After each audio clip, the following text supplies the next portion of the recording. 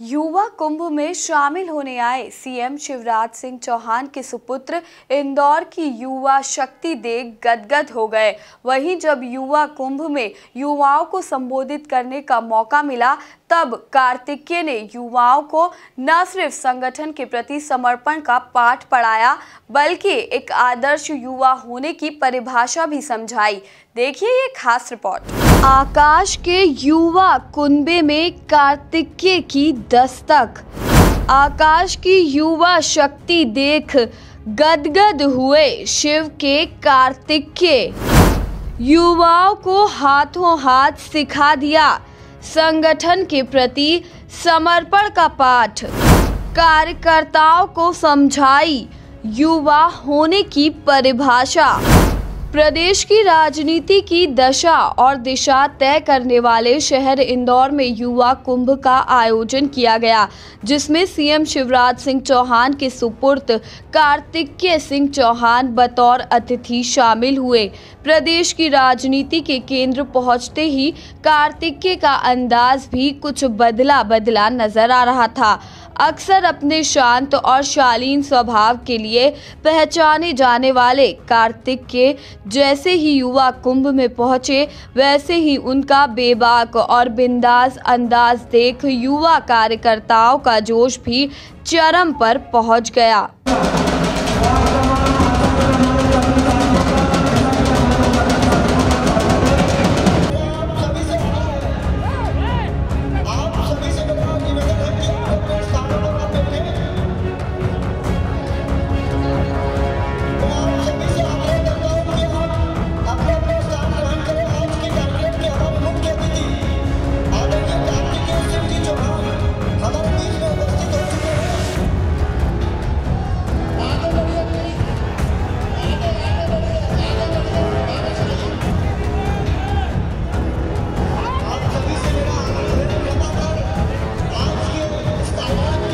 कार्तिकेय को पहली बार सुनने का बेसब्री से इंतजार कर रहे भाजपा के युवा सिपाहियों को संबोधित करने जैसे ही कार्तिकेय मंच की तरफ बढ़े, वैसे ही परिसर में मौजूद सभी युवा कार्यकर्ताओं ने जोरदार नारों के साथ कार्तिकेय का स्वागत किया।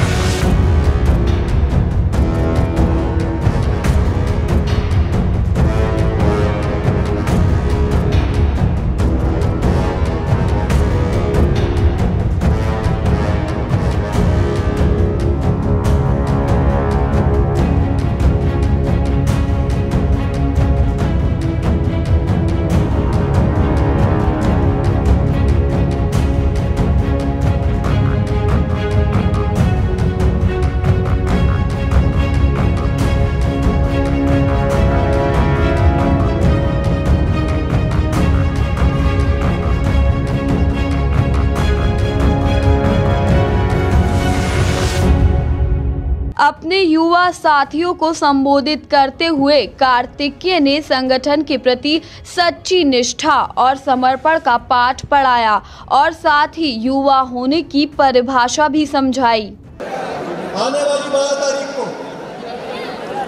हम स्वामी विवेकानंद जी की 158वीं जयंती मनाने जा रहे हैं। मैं सर्वप्रथम उनके चरणों में प्रणाम करना चाहता हूँ। संकल्प शक्ति, ओजस, अध्यात्म, आत्मविश्वास के धनी स्वामी विवेकानंद जी ने केवल भारत ही नहीं बल्कि पूरी दुनिया को एक दर्शन देने का काम किया, एक दुनिया को एक दिशा देने का काम किया। उनके ज्ञान के प्रकाश से केवल भारत ही नहीं बल्कि भारत का ज्ञान पूरी दुनिया में फैला। ऐसे महान विद्वान स्वामी विवेकानंद जी थे। आज इस कार्यक्रम के उपलक्ष्य मुझे वैसे तो स्वामी जी से बहुत कुछ सीखने को मिलता, लेकिन आज इस कार्यक्रम के उपलक्ष्य में मुझे याद आता है शिकागो के धर्म सम्मेलन का उनका वो भाषण। उनके वो भाषण ने जिसने दुनिया को हिलाकर रख दिया था। पूरे जगत के धर्म सम्मेलन में पहुंचे। जब सबको बोलने बुलाया गया, एक एक करके सब मंच पर आए और सबने अपना उद्बोधन शुरू किया और जनता को संबोधित करते हुए वो कहते थे लेडीज एंड जेंटलमैन। लेकिन जब स्वामी जी खड़े हुए तो जानते हैं उन्होंने क्या कहा? स्वामी जी कहते हैं my brothers and sisters of America, यानी मेरे अमेरिका के भाइयों बहनों। ये क्या दर्शाता है स्वामी जी के बारे में? स्वामी जी के बारे में ये दर्शाता है कि बाकी जो धर्म शिक्षा देते थे वो तो ठीक है, लेकिन वो जिसकी चमड़ी का रंग अलग हो सकता है, जो पहनने वाले कपड़े अलग पहन सकता है, जो भाषा अलग हो सकती है, आपके विचार अलग हो सकते हैं, संस्कृति अलग हो सकती है, लेकिन है हम एक। स्वामी जी ने एक वाक्य में, एक शब्द में पूरे हिंदू धर्म का, सनातन धर्म का सार दुनिया के सामने लाकर खड़ा कर दिया। अयम निजा परवेत्ति गणनाल चेतसाम उदार चरितनाम तुम वसुदैव कुटुंबकम। ये तेरा है, ये मेरा है, ये सोच छोटे लोगों की नहीं, बल्कि वो जो श्रेष्ठ पुरुष है उसके लिए तो सारा संसार, सारी दुनिया ही एक परिवार है। एकम सत विप्रा बहुधा वदन्ति, सत्य एक है, उसको उस तक पहुंचने के मार्ग अलग अलग हो सकते हैं। स्वामी जी कहते थे जैसे अलग अलग पर्वतों से निकली धाराएं जाकर एक नाले में मिलती हैं, सभी नाले जाकर एक नदी में मिलते हैं, और सभी नदियां जिनका उद्गम स्थल दुनिया में कहीं पर भी हो जाकर अंत में सागर में मिलती है। वैसे हम मनुष्य हैं, हमारी सोच अलग अलग हो सकती है, हमारे विचार अलग अलग हो सकते हैं, हमारी पूजा करने की पद्धति अलग अलग हो सकती है, लेकिन है हम एक, जाना हमें उसी परमात्मा के पास है। स्वामी जी के इन विचारों ने सनातन धर्म का परिचय दुनिया के सामने रखने का काम किया, और उनके इन्हीं विचारों को आगे जाकर भारतीय जनता पार्टी ने अपनी विचारधारा बनाने का काम किया। भारतीय जनता पार्टी की विचारधारा क्या कहती है? जब पंडित दीनदयाल उपाध्याय अंत्योदय की बात किया करते थे तो वह कहते थे कि पंक्ति के अंत में खड़ा हुआ एक व्यक्ति जो गरीब है, जो दरिद्र है, उसका विकास होना चाहिए। सरकार की सारी योजनाएं उसके आसपास बननी चाहिए, उसके इर्द गिर्द बननी चाहिए। इसलिए हमने जब योजनाएं बनाई तो हमने ना धर्म को देखा, ना जाति को देखा, ना समुदाय को देखा। हमने देखा तो अमीरी और गरीबी के अंतर को देखा। इसलिए हम कहते हैं सबका साथ और सबका विकास। अगर 1 रुपये किलो गेहूँ दिया, 1 रुपये किलो चावल दिया, 1 रुपये किलो नमक दिया, तो मध्य प्रदेश के समस्त प्रदेशवासियों को दिया। हमने तो कभी धर्म के आधार पर अंतर नहीं किया, हमने कभी सांप्रदायिकता को नहीं अपनाया। साथियों, जहाँ एक तरफ भारतीय जनता पार्टी की सरकार ने धर्मनिरपेक्षता के सिद्धांतों पर चलकर प्रदेश की प्रगति चाही, वहीं दूसरी तरफ जब धर्म की रक्षा का सवाल आता है, जब धर्म की रक्षा का सवाल खड़ा होता है, तो उसमें भी हम पीछे नहीं हटते। धर्म की रक्षा माने दुनिया में, देश में सभी को धर्म के, अपना धर्म निभाने में, अपने धर्म को चयन करने की स्वतंत्रता है, धर्म की आज़ादी सबको, लेकिन प्रलोभन देकर, बल प्रयोग करके, अगर बहला फुसलाकर तलवार की धार पर धर्मांतरण मध्य प्रदेश की धरती पर होगा तो उसको किसी भी हाल में मध्य प्रदेश की धरती पर बर्दाश्त नहीं किया जाएगा। ऐसी योजना भारतीय जनता पार्टी की सरकार लेकर आज युवा सम्मेलन है, और ज्यादातर यहाँ पर युवा उपस्थित है। भारत भी एक युवा देश है, और भारत में 70 करोड़ से ज्यादा युवा और 140 करोड़ युवा हाथ है। लेकिन सवाल ये उठता है कि युवा की परिभाषा क्या है? क्या युवा वो है जिसकी उम्र 16-17 साल की, 24 साल की होती है? युवा वो है जिसके माथे पर बर्फ, जिसके मुंह में शक्कर, जिसके पैरों में रफ्तार, जिसके सीने में अंगार होती है। युवा वो है जिसकी आंखों में शोले होते हैं। युवा वो होती है जिसकी आंखों में सपने होते हैं और सपनों को सच करने का विश्वास लेकर चलता है। युवा वो होता है जो समय की वक्त की धारा बदल देता है। युवा वो होता है जो आपदा को भी अवसर में बदल कर रख देता है। भारत का इतिहास उठाकर देख लीजिए, स्वामी विवेकानंद से लेकर, सबसे पहले मैं बात करना चाहता हूँ हमारे मर्यादा पुरुषोत्तम भगवान राम की। जब अत्याचारी रावण को उन्होंने वध किया और धर्म की स्थापना उन्होंने करी तो वे युवा थे। भगवान कृष्ण जब कंस का उन्होंने वध किया और धर्म की स्थापना करी तो वे युवा थे। पांडवों ने जब कौरवों का वध करके धर्म की स्थापना करी तो वे युवा थे। स्वामी विवेकानंद जो कहते थे कि तुम केवल दाई हाथ के हाड़ मास के पुतले नहीं हो, तुम अनंत शक्तियों का भंडार, परमात्मा का अंश हो, अमर आनंद के भागी हो और दुनिया में कोई ऐसा काम नहीं है जो तुम ना कर पाओ। वे युवा थे आदि गुरु शंकराचार्य जो 32 साल तक जिए।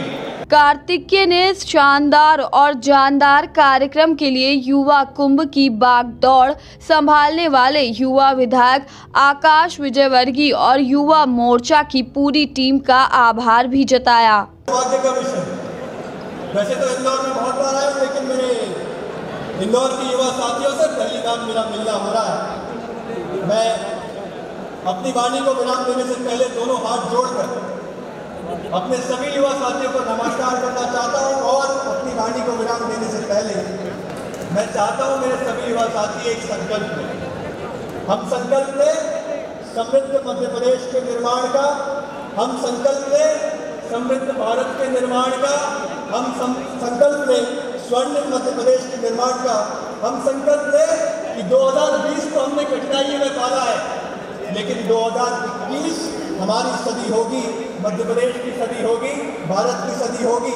और इस संकल्प को लेने के लिए मैं चाहता हूँ थोड़ा रचनात्मक अपना फोन जेब से निकालिए, अपना फोन पर जेब से निकालिए। संकल्प लेने के लिए जलाइए फोन की टॉर्च, उठाइए हाथ हवा में, जलाइए सब फोन की टॉर्च, उठाइए हाथ हवा में और बोलिए भारत माता की, भारत माता की, भारत माता की। आप सबका बहुत बहुत धन्यवाद। मैं भी आपसे वादा करना चाहता हूँ जिस प्रकार पिताजी ने जीवन मध्य प्रदेश की जनता के नाम किया, उस तरह मैं भी किसी पद की लालसा नहीं है मुझे। मैं इस मंच के माध्यम से कहने का प्रयास करता हूँ, एक चीज याद रखना, पावर किसी पद में नहीं होती, पावर व्यक्ति में होती। किसी पद की लालसा नहीं। दिशा में भी भगवान मुझे आगे बढ़ाने का काम करेंगे, आपकी सेवा में आगे बढ़ाने का काम करेंगे, उस दिशा में मैं आगे बढ़ूंगा और राष्ट्र की अंतिम कुंड भी अगर आपको देनी पड़े तो हंसते हंसते आपके नाम को मान कर दूंगा। बहुत बहुत धन्यवाद। वहीं आयोजन के बाद मीडिया के सवालों का भी बेबाकी से सामना करते हुए कार्तिकेय चौहान ने अपने राजनीति में आने की भविष्यवाणियों को लेकर क्या कहा, जरा आप खुद ही सुनिए। अब देखिए, अक्सर आप सब मीडिया बंधु पूछते रहते हैं कि आप कब चुनाव लड़ेंगे, कब राजनीति में आएंगे। मैं आपके चैनल के माध्यम से बताना चाहता हूं कि देखिए, चुनाव लड़ना या पद लेना ही केवल किसी व्यक्ति का उद्देश्य नहीं होना चाहिए। अब महात्मा गांधी के पास कौन सा पद था, स्वामी विवेकानंद जी के पास कौन सा पद था, लेकिन अपने कर्मों के आधार पर वो इतने बड़े बन गए कि उनको किसी पद की ज़रूरत ही नहीं पड़ी। मेरी दिशा कोई पद नहीं तय करेगा, पावर किसी पद में नहीं होती है, पावर व्यक्ति में होती है। उसी पावर को डेवलप करने की मैं कोशिश कर रहा हूँ। बहरहाल कार्तिकेय के इंदौर दौरे ने प्रदेश की सियासत में बढ़ते युवाओं के दखल को जहां स्पष्ट कर दिया, तो वहीं आगामी नगरीय निकाय चुनावों में युवाओं की भूमिका भी अब यहां से तय होती नजर आने लगी है। Bureau report, MP news, Indore.